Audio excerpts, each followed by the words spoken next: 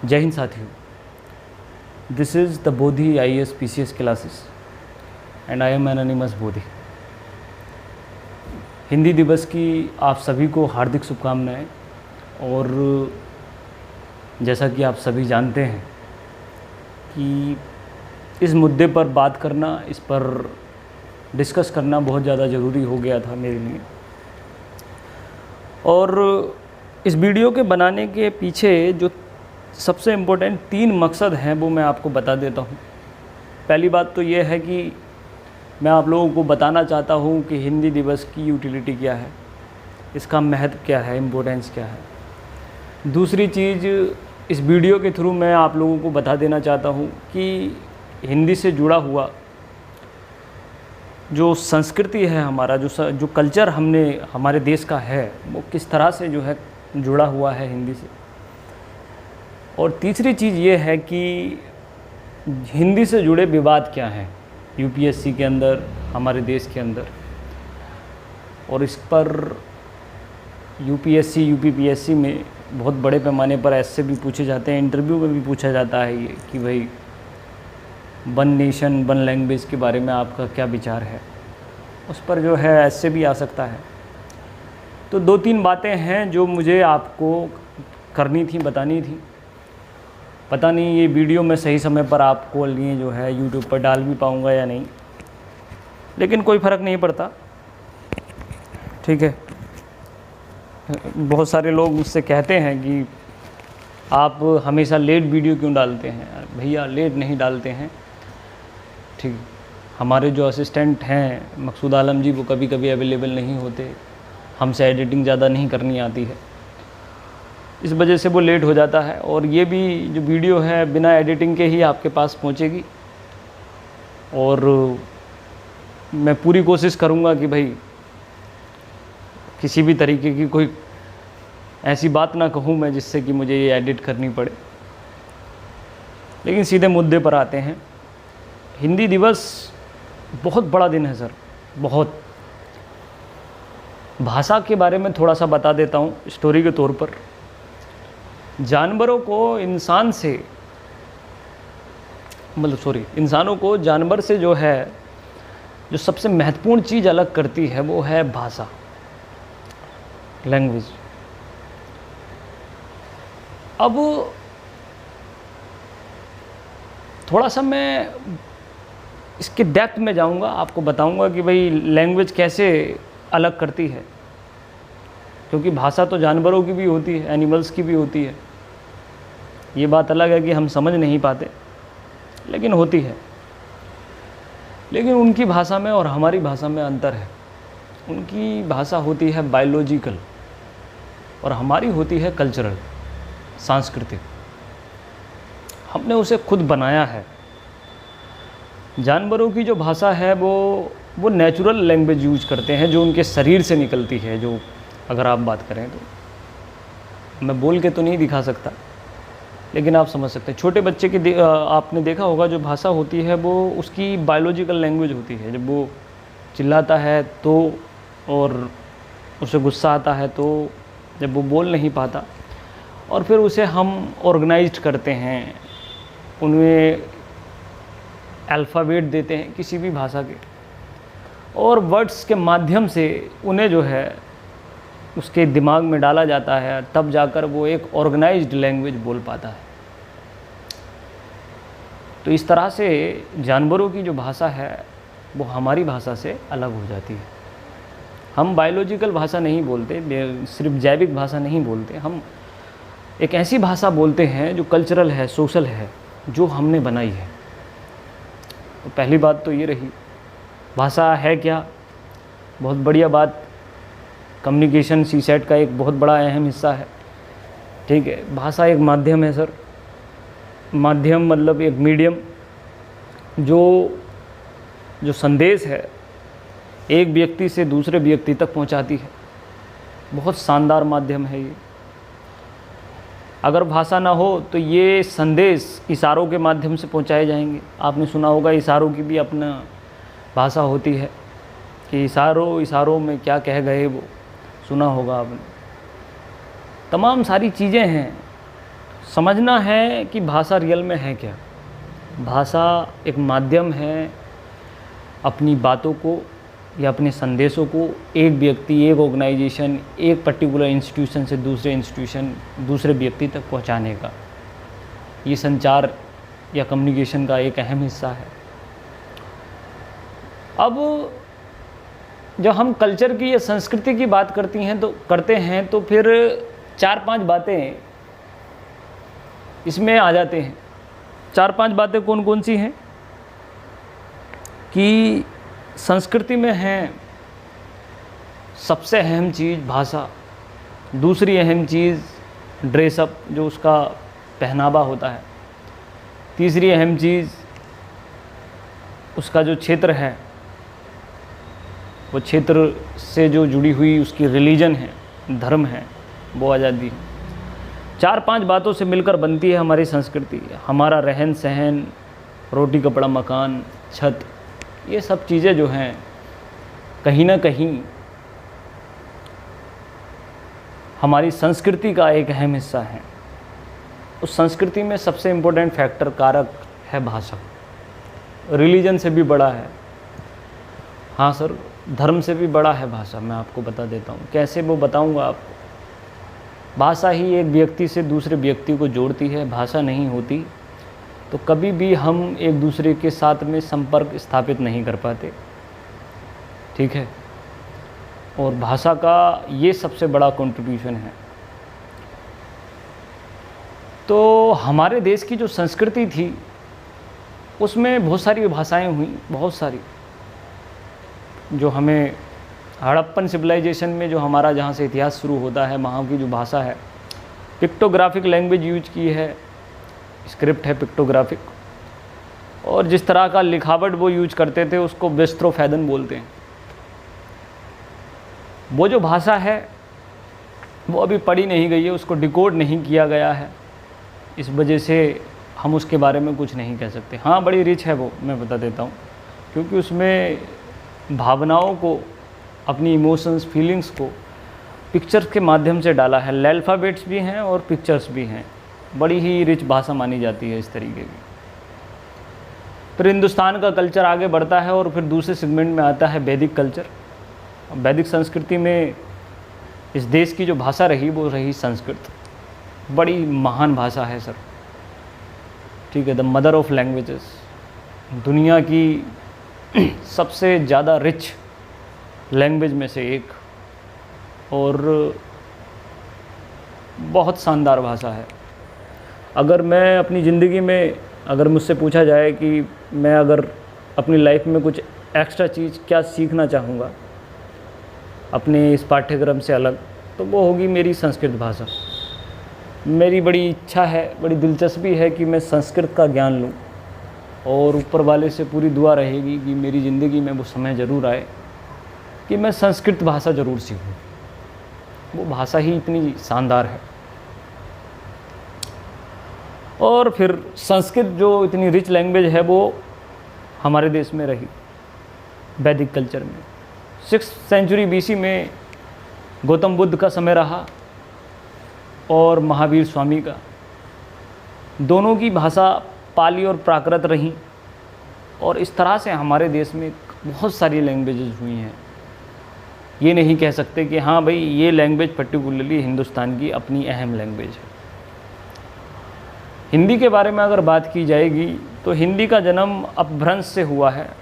अपभ्रंश एक भाषा थी। 1000 ईस्वी जब ईडी सिचुएशन रही तब इसका जन्म हुआ, और इसका प्रमोशन जो हुआ इस भाषा का वो हुआ 13th सेंचुरी में, जब भक्ति आंदोलन चला। तो बहुत ही शानदार प्रमोशन हुआ इसका। तुलसीदास जैसे लोगों ने, महान संतों ने जो है इसको बनाया। हालांकि सही रूप जो है इस भाषा को जो मिल पाया वो आमिर खुसरो के टाइम पर मिल पाया, 1400 AD के आसपास, अलाउद्दीन खिलजी के टाइम पर, तब ये भाषा सही रूप में आ पाई। आमिर खुसरो पहले इसके लेखक माने गए हैं इस भाषा के। तो हिंदी के बारे में बहुत सारी चीज़ें हैं। पहले मैं इतिहास की बात करूंगा तो हिंदी का इतिहास जो है कुछ इस तरह से है कि हिंदी शब्द सिंधु से निकला है। कैसे बना है, I am going to tell you कि जब हिंद यवन लोग जब भारत में आए थे तो उन्होंने सिंधु को हिंदू बोला था, इंडस को आप जानते हैं, तो सिंधु को हिंदू बोला। और जिस जगह पर रहे ये सिंधु में रहने वाले लोग जो है, सिंधु के आसपास रहने वाले लोग, सिंधु रिवर जो है उसके आसपास रहने वाले लोग, जिस जगह पर वो रहे उसे बोला इन लोगों ने हिंद, सिंध बोला। जिसको सा को वो खा बोलते थे तो उन्होंने सिंध को बोला हिंद, हिंद। और फिर जो सिंधी लोग जो हैं, जो मतलब हिंद में जो रहने वाले लोग हैं, जो भाषा का प्रयोग करते थे उसको उन्होंने बोला सिंधिक, मतलब हिंदिक। हिंदिक का हटा दिया और फिर बाद में ये जो भाषा बनी ये बची, इसका जो नाम बना वो हिंदी बना। इस तरह से इसका जन्म हुआ, ये इसके शब्द का इन्वेंशन हुआ हिंदी का। अरब ने दिया है ये शब्द, अरबियंस ने। और हिंदी कोई रूप इस तरह से मिलता चला गया, अपभ्रंश, अपहट, ठीक है, तमाम। एक सीरियल है, जब हिंदी की क्लासेज में हम आपको देंगे तो बताएंगे कि हिंदी का सही इतिहास किस तरह से रहा। आज की डेट में बड़ी कामयाब भाषा है हिंदी, बड़ी शानदार भाषा है सर। हिंदुस्तान की सबसे ज़्यादा बोली जाने वाली भाषा है, पूरे वर्ल्ड में तीसरे नंबर पर बोले जाने वाली भाषा है। कुछ लोगों का मानना है दूसरे नंबर पर बोली जाती है चीन के बाद, लेकिन तीसरे नंबर पर बोली जाती है। बहुत कामयाब भाषा है और हिंदुस्तान में तो सबसे ज़्यादा बोले जाने वाली भाषा है। तो उसके बारे में भी बताऊंगा मैं अभी कि भाई हिंदी का मेन रिलेवेंस क्या है। पहले इस दिन के बारे में बता देते हैं कि 14 सितंबर का यूटिलिटी महत्व क्या है। 14 सितंबर जो दिन है, ये भारत का जब संविधान बन रहा था कॉन्स्टिट्यूएंट असेंबली में, तो कॉन्स्टिट्यूएंट असेंबली में 14 सितंबर 1949 को हमारे देश में इस भाषा को ऑफिशियल लैंग्वेज के रूप में एक्सेप्ट किया गया था। ऑफिशियल लैंग्वेज मतलब कार्यालयों की भाषा, अपनी जो राजनयिक भाषा जिसे कह सकते हैं, उसके लिए जो है यूज किया था। इसके लिए दो लोगों ने बहुत अथक प्रयास किया था कि ये भाषा एक ऑफिशियल लैंग्वेज ऑफ इंडिया बने। उसमें से एक का नाम है बोहर राजेंद्र सिम्हा जी, और दूसरे तो जाने माने हैं, बहुत बड़े विद्वान लेखक हैं, हजारी प्रसाद द्विवेदी जी। जितने भी हमारे भाई बंधु हैं हिंदू, वो हिंदी भाषा जिन्होंने पढ़ी होगी अपनी जितनी भी छात्रकाल में, उन लोगों ने हजारी प्रसाद द्विवेदी की जीवनियाँ पढ़ी होंगी और उनकी कहानियाँ पढ़ी होंगी। बड़े शानदार लेखक रहे, उनका एफर्ट रहा इन दो लोगों का, और देश में ऑफिशियल लैंग्वेज का दर्जा मिला इस भाषा को।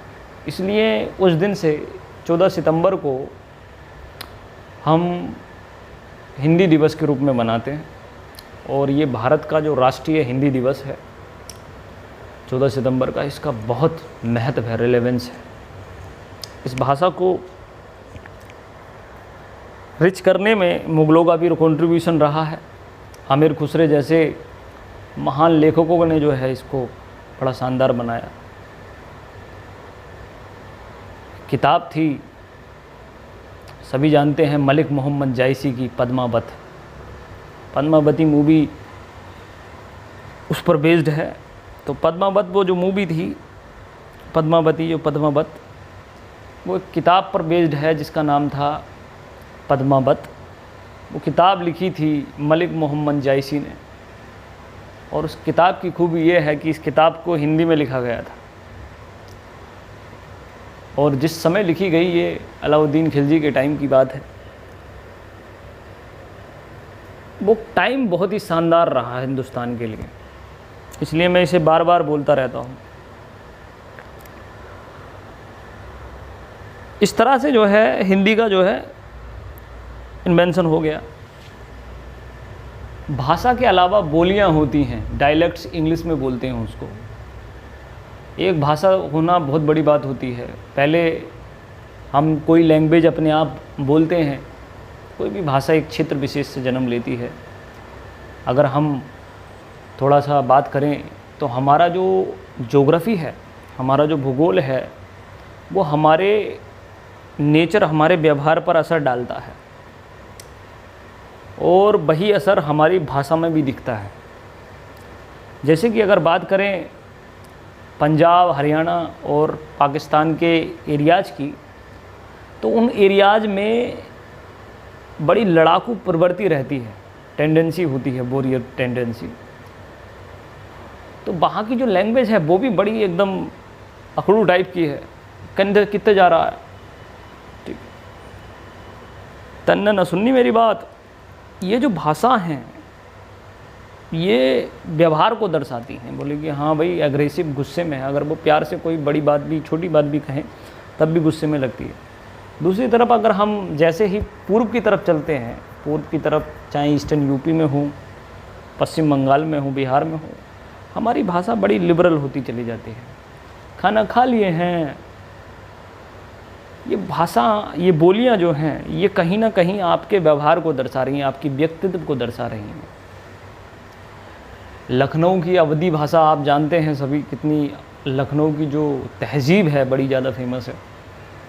तो वहाँ बोला जाता है कि भाई गुस्सा भी कोई व्यक्ति करता है तो लगता है कि भैया पता ही नहीं चलता गुस्सा कर रहा है या फिर हमसे प्यार से बात कर रहा है। ठीक है, हमारी गाड़ी को ठोक दिए हो, तुम अच्छा नहीं किए हो। ये जो भाषा है बड़ी शानदार है, लिबरल है। एक तरफ खड़ी भाषा जो वेस्टर्न उत्तर प्रदेश में बोली जाती है, मुरादाबाद वाले क्षेत्र में, रामपुर वाले क्षेत्र में, बिजनौर वाले क्षेत्र में खड़ी भाषाएं हैं। फिर कुछ और अपभ्रंश इसका हो जाता है तो फिर हरियाणा की तरफ पहुंचेंगे तो ये कुछ ज़्यादा ही खड़ी हो जाती है। और इस तरह से भाषा का रूप ज्योग्राफी पर डिपेंड करता है, हमारे व्यवहार पर डिपेंड करता है। दुनिया की, भारत की जो पुरानी भाषाएं हैं उसमें संस्कृत, तमिल, तेलुगु हैं और हिंदी मोस्ट पॉपुलर लैंग्वेज बनी। उसके पीछे रीज़न रहा कि भारत में जो कल्चर रहा वो कल्चर कहीं ना कहीं अरेबियन कल्चर भी रहा, मुगलों का कल्चर रहा और दिल्ली सल्तनत का कल्चर रहा। इस वजह से भारत में हिंदी का बहुत शानदार वर्जन हमारे सामने मिला।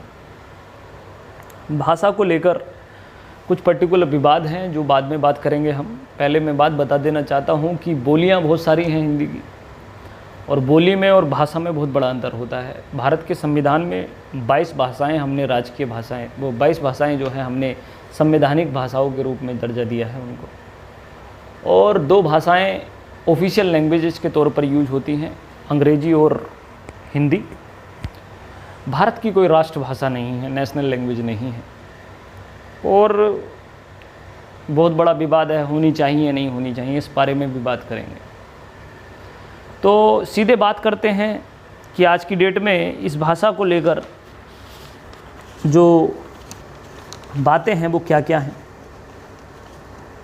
आज की डेट में ये कंट्री सिर्फ हिंदुस्तान तक सीमित नहीं, ये भाषा फिजी, मॉरिशस, गुयाना बोलते हैं जिसको, सूरीनेम जैसे बड़े देश जो हैं उनमें ये भाषा बोली जा रही है।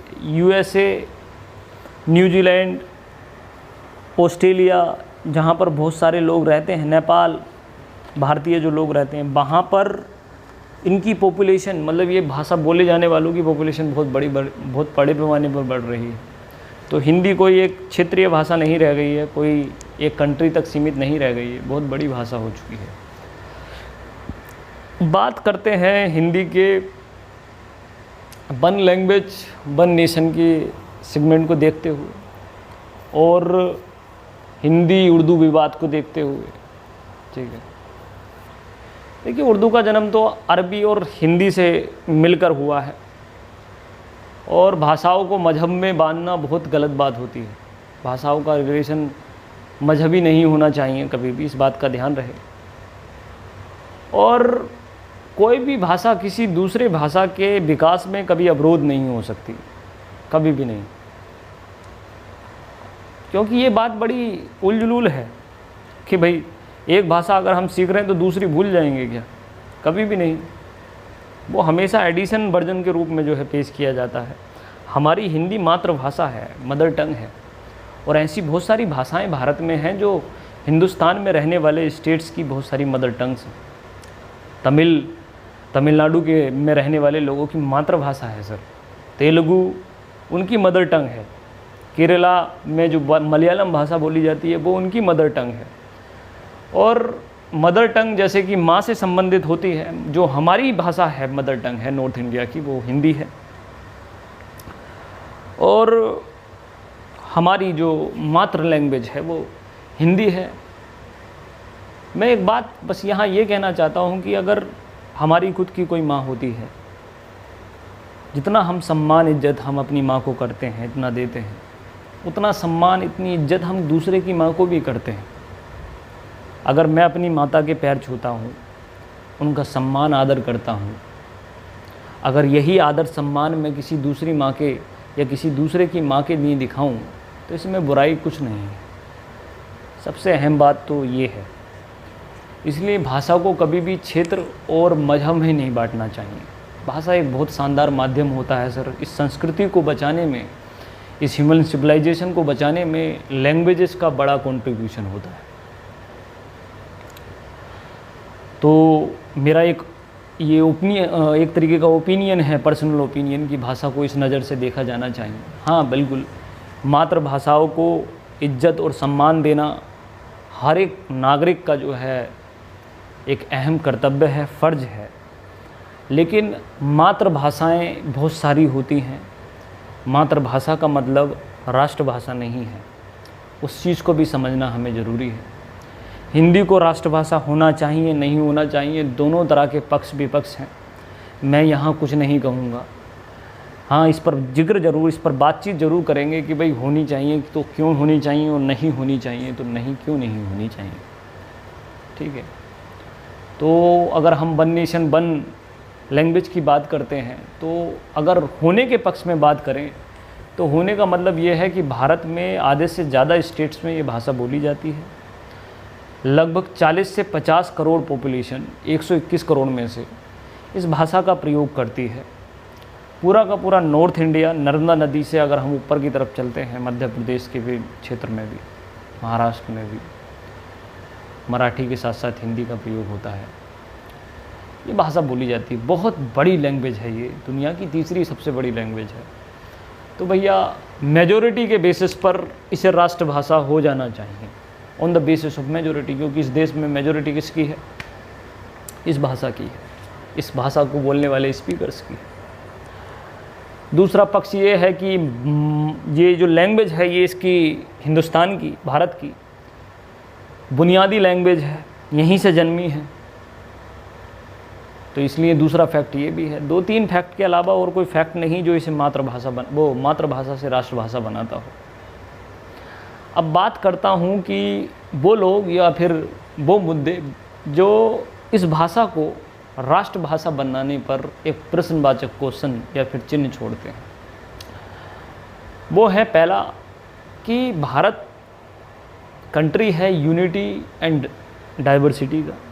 यूनिटी एंड डाइवर्सिटी मतलब एकता में अनेकता। बहुत सारी संस्कृतियाँ यहाँ पर मतलब एक साथ रहती हैं। वहाँ किसी एक भाषा का राष्ट्रभाषा हो जाना दूसरी भाषाओं के ऊपर एक बहुत बड़ा फैक्टर या बहुत बड़ा असर डालेगा। और भाषा संस्कृति का बहुत बड़ा प्रतीक होती है। तो हमारे देश की संस्कृति कहती है कि हिंदी ही क्यों, सभी को प्रमोशन की ज़रूरत है। हर एक लैंग्वेज को प्रमोशन की ज़रूरत है। क्षेत्रीय भाषाओं को जो है प्रमोशन की ज़रूरत है। क्षेत्रीय भाषाओं तो छोड़ो, बोलियों को प्रमोशन की ज़रूरत है सर। हमारे देश की बोलियां तक अब मर रही हैं। तो संस्कृति की अगर बात की जाएगी, जैसा कि मैं आगे क्लास में बताऊंगा भी, तो अपनी बोलियों को भी हमें जो है प्रिजर्व करना है, बचाना है। सिर्फ भाषा तो बहुत बड़ी बात है, और सिर्फ हिंदी को ही नहीं, हमें हर एक भाषा को बचाना पड़ेगा।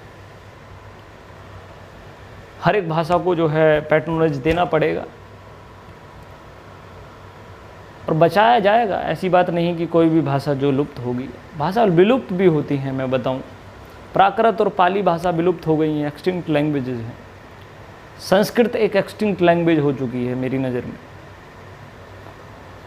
ठीक है, उसको दोबारा जगाना चाहिए, नहीं जगाना चाहिए, ये दूसरी बातें हैं। उन भाषाओं को जगाना चाहिए नहीं, दोबारा से जो है इम्प्लीमेंट करना चाहिए नहीं। देखिए, समय की जो मांग होती है, समय अपने साथ बहुत सारे परिवर्तन करता है, वो खुद ही कर लेता है। ठीक है, आज आप संस्कृत को मदर टंग से वो राष्ट्रभाषा बना दीजिए, देश फेल कर जाएगा सर, फेल हो जाएगा ये। तो इस बात को देखना ज़रूरी होता है कि जो डिमांड व्यावहारिकता की है, जो प्रैक्टिकल अप्रोच की है, वही चीज़ हमारे सामने आती है। नेसेसिटी ही इन्वेंशन होती है। Necessity is the mother of invention. आवश्यकता ही आविष्कार की जननी है। उसके पॉइंट ऑफ व्यू से देखा जाए तो ये भाषा का प्रयोग किया जा सकता है। दूसरी बात यह है कि दुनिया के अंदर ग्लोबल लैंग्वेजेज में अगर देखा जाएगा तो ग्लोबल लैंग्वेजेज चल रही हैं, उसमें इंग्लिश और बहुत सारी भाषाएं हैं जो ग्लोबल रूप में हमें मदद करती हैं, हमारी इकोनॉमिकली बेनिफिट्स हैं उससे जुड़े हुए। पूरे वर्ल्ड में हम अगर ट्रेड करना चाहते हैं, अपने बिजनेस को बढ़ाना चाहते हैं, आज की डेट में हम जो भी सरकारी नौकरी हो या प्राइवेट जॉब करना हो, उसमें कहीं ना कहीं इंटरनेशनल इंटरेक्शन पाया जाता है। उसके लिए इंग्लिश एक महत्वपूर्ण भाषा हो जाती है। तो ये कुछ मुद्दे हैं, बड़े डिस्प्यूटेड मुद्दे हैं, लेकिन हिंदुस्तान जैसे देश में वन नेशन वन लैंग्वेज जैसा जो सूत्र है वो काम नहीं कर सकता। मेरा ये व्यक्तिगत मामला है।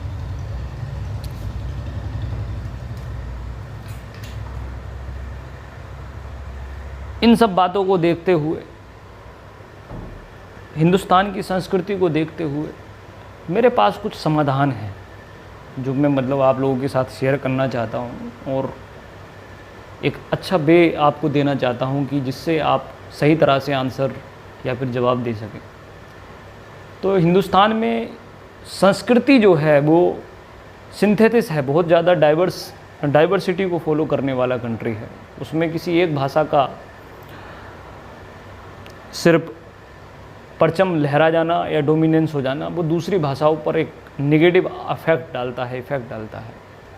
ये बात अलग है कि इंग्लिश ने बहुत सारी रीजनल लैंग्वेजेस को खा लिया है, लेकिन ये एक अलग समस्या है गाइस, ये एक बिल्कुल अलग बात है।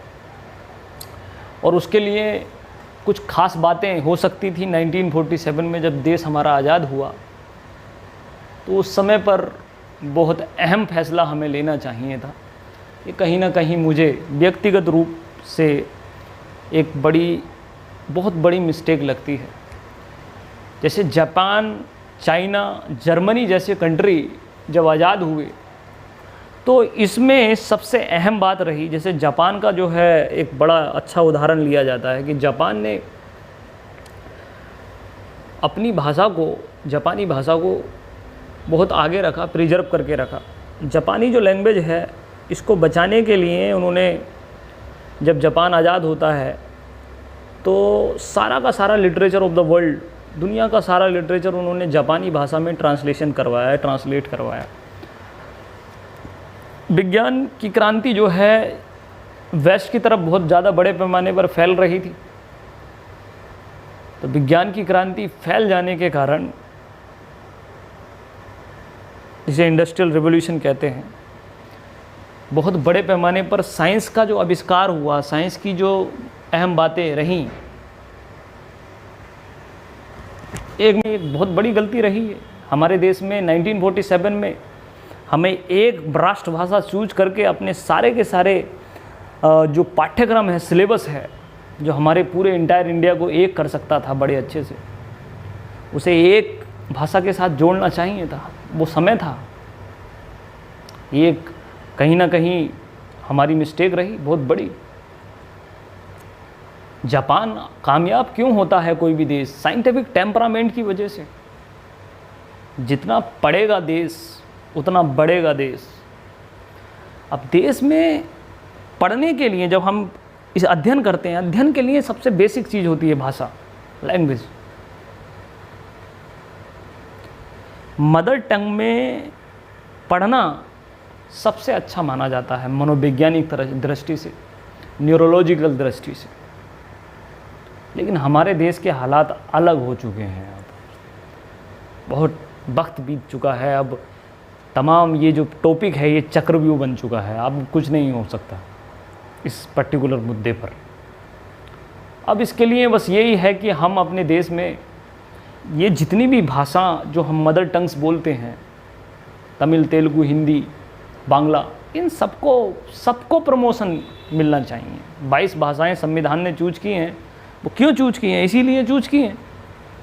इन सबको प्रमोशन मिलना चाहिए, सिर्फ हिंदी को ही क्यों, बांग्ला को मिले, तमिल को मिले, तेलुगु को मिले, कन्नड़ को मिले, मराठी को मिले, वो भी मदर टंग है। और मेरे देश की तो संस्कृति भी इतनी महान रही है, वसुदेव कुटुंबकम वाली। हम बहुत अच्छे से अडोप्ट करते हैं, बहुत अच्छे से देते हैं दूसरों लोगों को, ज्ञान हो, कुछ भी हो, ठीक है, दानी के रूप में जाना जाता है ये कंट्री। स्वामी विवेकानंद ने टेस्ला को, जो है, टेस्ला का नाम सुना होगा आपने, कितने बड़े बड़े सिद्धांत बताए, उसके पेटेंट करवाए टेस्ला ने। ऋषि कणाद की एटम की थ्योरी पढ़ के रदरफोर्ड ने एटम का सिद्धांत दिया था, और ऋषि कणाद एंशिएंट हिस्ट्री में थे। ये देश ही है दानवीर का, ठीक है, नेकी कर और दरिया में डाल। खुद ये डॉक्टर APJ अब्दुल कलाम साहब कभी पेटेंट की चिंता नहीं की, कॉपीराइट की चिंता नहीं की, बस करते चले गए।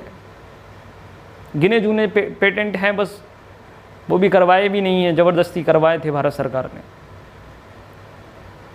हजारों में पेटेंट होंगे इस आदमी के भैया, अगर करवाए जाएं तो हजारों में।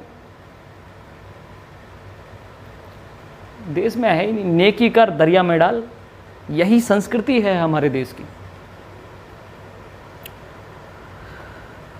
तो सबसे पहली बात तो यह है कि प्रमोशन हर भाषा को मिलना चाहिए, हिंदी को भी प्रमोशन मिलना चाहिए, बिल्कुल। सबसे बड़ी भाषा है इस देश की, लेकिन राष्ट्रभाषा का नाम ना लें आप।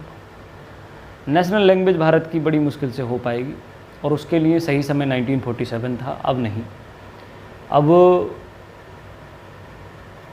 एक छोटे से मुद्दे के लिए हम कहीं लड़ मरें, कट मरें, ये सब चीज़ें जो है अब शोभा नहीं देती।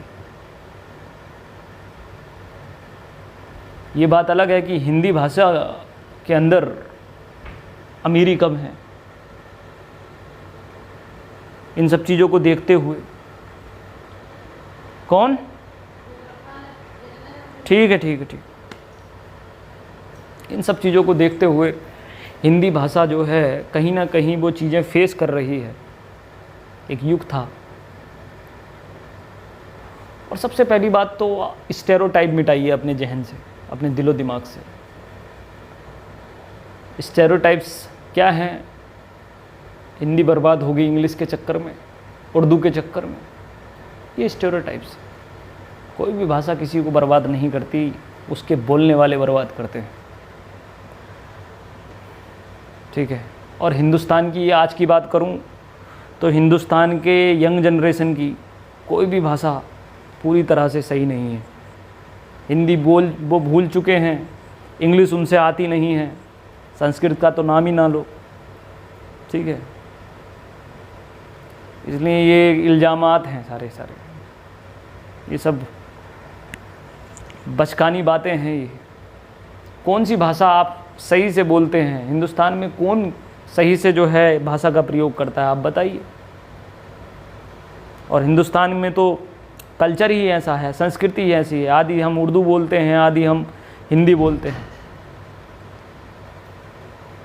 बात ऑर्गेनाइज्ड वे की हो रही है।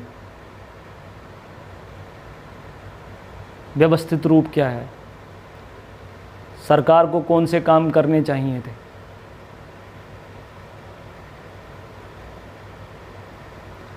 यही है। Swami Vivekananda, Raja Ram Mohan Roy, no languages sir. Swami Vivekananda 6 भाषाएं जानते हैं ये लोग, 12 13 भाषाएं ये बोलते थे। अमीर खुसरो, ऐसा हिंदुस्तान था हमारा देश। एक भाषा नहीं बोल पा रहे हैं ठीक से हम, आज की युवा पीढ़ी, और कटने और मरने को तैयार है। हिंदी है हम वतन है, हाँ बिल्कुल हैं, लेकिन इस पर्टिकुलर राष्ट्रभाषा को समझना, इस मातृभाषा को समझना बड़ा ज़रूरी है अपनी संस्कृति के अनुसार। इकबाल साहब का तराना मैं आज बताऊंगा, गाऊंगा भी। हालांकि इकबाल जी का नाम बड़ा ही, जितनी महानता के साथ लेना चाहिए था वो उन्होंने मिटा दिया। मॉडर्न हिस्ट्री में बताएंगे कि कैसे पाकिस्तान को जन्म देने में उनका अहम रोल रहा। लेकिन जो अच्छाइयाँ व्यक्ति की होती हैं वो कभी मिटती नहीं। उसी में से एक ये उनका तराना है, आज भी हिंदुस्तान में गूंजता है कि सारे जहाँ से अच्छा। बड़ा अफसोस रहा था इकबाल जी को पाकिस्तान की मांग का अपने अंतिम समय पर।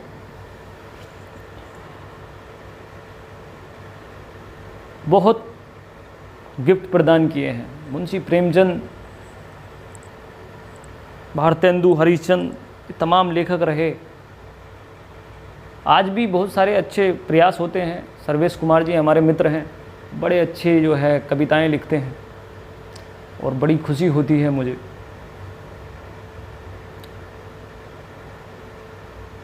ऐसे ही बचती है कोई भाषा, उसे इस तरह से अमीर किया जाता है।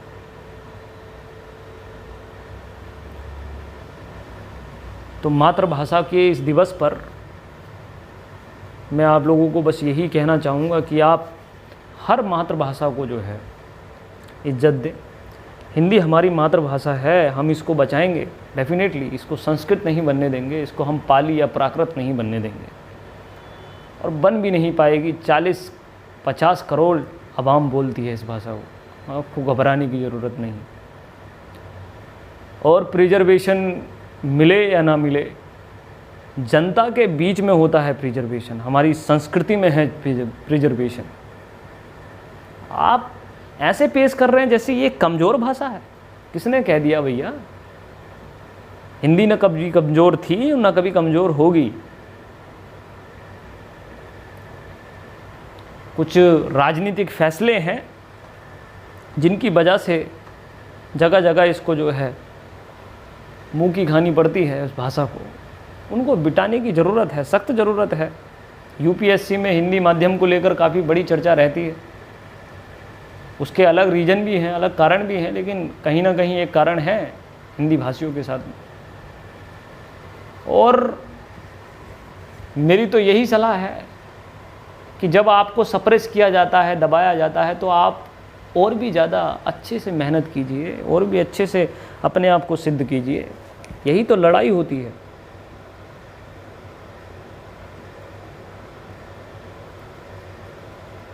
सुभाष चंद्र बोस का जिक्र हुआ था। सुभाष चंद्र बोस ने जब इंटरव्यू दिया था आईसीएस ऑफिसर का लंदन में जाकर, तो इंटरव्यू में जब पहला क्वेश्चन पूछा गया कि भाई in which language you are feeling comfortable, किस भाषा में तुम जो है कंफर्टेबल फील करोगे, in which language you want to give interview, उन्होंने बोला you just see your comfort, आप बस अपना कंफर्ट देखें, हम तो हर चीज़ में कंफर्ट हो जाएंगे।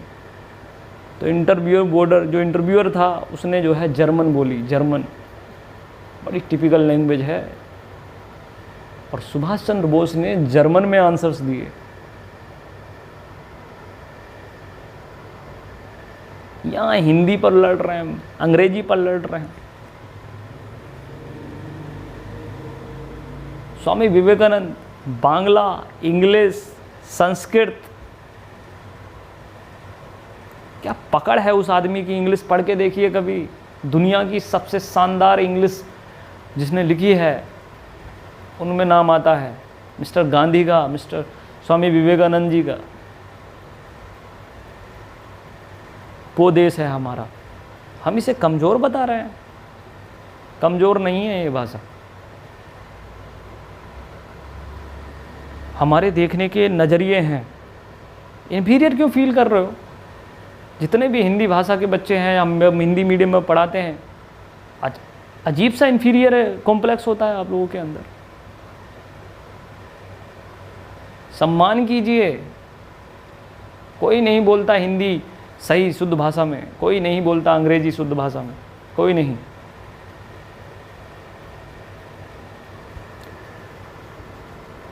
इसलिए आज के युवा से यही मेरी अपील है इस हिंदी दिवस पर कि भाषाओं का ज्ञान रखें ज़्यादा से ज़्यादा। हिंदी हो, तमिल हो, तेलुगु हो, मराठी हो, आप अपनी ज़िंदगी में जितनी भाषाएं सीखेंगे उतना बढ़िया है, ठीक है। मदर टंग हमारी हो, किसी दूसरे की हो, सबको इज्जत है, सबको सम्मान है। राष्ट्रभाषा इस देश की होनी चाहिए नहीं होनी चाहिए एक विवाद का इशू है। मैं अपनी अगर व्यक्तिगत राय दूं जो शायद उचित नहीं होगा, लेकिन दे देता हूं, नहीं होनी चाहिए। हिंदुस्तान को अगर देखते हुए आज की डेट में नहीं होनी चाहिए। लेकिन हाँ, इन सभी भाषाओं का प्रिजर्वेशन होना चाहिए बड़े पैमाने पर। राष्ट्रभाषा तो नहीं, लेकिन इन 22 भाषाओं को कमज़ोर नहीं होने दिया जाए, ये एक अहम बात है। पाठ्यक्रम में अगर एक भाषा रहती इस देश में तो कुछ और ही रिजल्ट होते आज की डेट में। उस दर्द को मैं समझ सकता हूँ। हिंदी माध्यम था मेरा। जब एक बच्चा 10+2 का जाता है किसी बड़े कॉलेजेस में, IIT MBBS के कॉलेज में जाता है, तो उस कॉलेज में जब वो पहुंचता है तो उसके अंदर टैलेंट तो होता है, वो इक्वेशन, थ्योरी, सिद्धांत, सूत्र वगैरह सब जानता है, बट वो अपने आप को एक्सप्रेस नहीं कर पाता। ये कहीं ना कहीं इनजस्टिस है। लेकिन उन लोगों के लिए मैं आपसे बस यही कहूँगा कि सरकार के तरफ कुछ ना देखें सर। बड़ी अच्छी बात कही थी मांझी मूवी में कि सरकार के भरोसे ना बैठें, भगवान के भरोसे ना बैठें, क्या पता भगवान हमारे भरोसे बैठा हो। तो इसलिए मैं यही बोल रहा हूँ कि सरकार के भरोसे मत बैठें, क्या पता सरकार हमारे भरोसे बैठी। जब आप लोगों को डिफ़िकल्टी होती है, आपके साथ इनजस्टिस होता है, तो आपको बहुत मेहनत, और भी ज़्यादा मेहनत करनी चाहिए। बस यही मेरी एक सलाह है, बड़ी व्यक्तिगत सलाह है ये मेरी आपसे। आपको सिस्टम की बदलने की, इन सब चीज़ों को बदलने की ज़रूरत नहीं है, आप अपने आप को बदल लीजिए सर, यही सबसे बड़ी बात है। अगर आप किसी और को बदलने या सिस्टम को बदलने की बजाय अपने आप को बदलने की क्षमता जनरेट कर लेंगे, आप कामयाब हो जाएंगे। तो इकबाल की ये लाइनें मुझे याद हैं, वो लाइनें मैं आपके सामने कह रहा हूँ, बड़ी शानदार लाइनें थी। उनके साथ ही मैं आपसे विदा लूँगा। ये कुछ खास लाइनें जो नीचे से उनकी थी कि मजहब नहीं सिखाता आपस में बैर रखना, हिंदी है हम वतन हैं हिंदोस्तां हमारा, यूनान मिस्र रोम सब मिट गए जहाँ से। ध्यान से सुनिए इस लाइन में, मेरी लाइन फेवरेट है कि यूनान मिस्र रोम सब मिट गए जहाँ से, अब तक मगर बाकी नामो निशा हमारा। कुछ बात है हस्ती मिटती नहीं हमारी, कुछ बात है हस्ती मिटती नहीं हमारी, सदियों रहा है दुश्मन दौरे जमा हमारा, दुश्मन दौरे जमा हमारा। सुन लेना, हमेशा से रहा है दुश्मन, तो हमेशा से रहेगा हमारा। इकबाल कोई मरहम अपना नहीं जहाँ में, इकबाल कोई मरहम अपना नहीं जहाँ में, मालूम क्या किसी को दर्रे निहा हमारा, सारे जहाँ से अच्छा हिंदोस्तां हमारा। जय हिंद।